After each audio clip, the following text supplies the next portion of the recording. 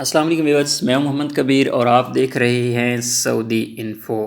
ترقی یافتہ ممالک میں آٹومیٹک سسٹم کے ذریعے ٹریفک کنٹرول کی جاتی ہے یا کیمرے لگائے جاتے ہیں یا مختلف ٹیکنالوجی کا استعمال کیا جاتا ہے۔ اسی طرح سعودی عرب میں ساحر کیمرے کا سہارا لیا جاتا ہے ٹریفک سپیڈ کو کنٹرول کرنے کے لیے۔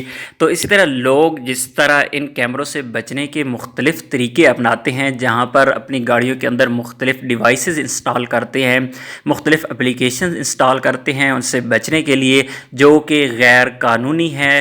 سعودی ٹریفک پولیس کے مطابق اگر کوئی بھی اس قسم کا جرم پکڑا گیا تو اس شخص کو 3000 ریال تک جرمانہ ہوگا۔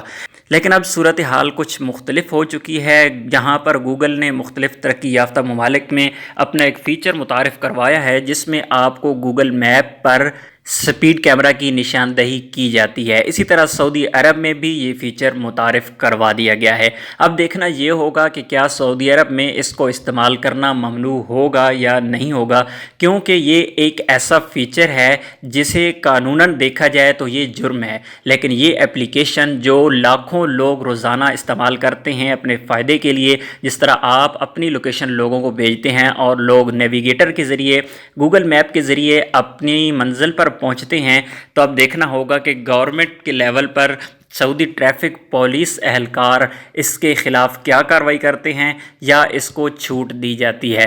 میرا ذاتی خیال یہ ہے کہ گوگل میپ پر پابندی نہیں لگے گی، کیونکہ ایک سوشل ویب سائٹ ہے، ایک سوشل اپلیکیشن ہے جس کے ذریعے لوگ بہت زیادہ فائدہ اٹھا رہے ہیں، لیکن محتاط رہیے گا۔ اس اپلیکیشن کو استعمال کرتے ہوئے آپ کے خلاف قانونی کارروائی بھی کی جا سکتی ہے، اور یہ بھی ہو سکتا ہے کہ یہ اپلیکیشن آپ کو دھوکہ دے دے۔ کہیں ایسا نہ ہو کہ آپ اس کے سہارے پہ چل رہی ہوں اور یہ اپلیکیشن ساحر کیمرہ کو نہ پکڑ سکے، کیونکہ جو فکس کیمرہ ہے وہ تو یہ پکڑ سکے گی، لیکن جو موویبل کیمراز ہیں مختلف جگہوں پہ مختلف مقامات پر ٹائم بدل کر رکھے جاتے ہیں، شاید ان کو یہ نہ پکڑ سکے۔ امید ہے ویڈیو اچھی لگی ہوگی۔ ویڈیو اچھی لگی ہے تو ویڈیو کو لائک اور شیئر ضرور کیجیے گا، اور سعودی ٹریفک قوانین کی پابندی ضرور کیجیے گا۔ ملتے ہیں اگلی ویڈیو میں، تب تک کے لیے اجازت دیجیے۔ اللہ حافظ۔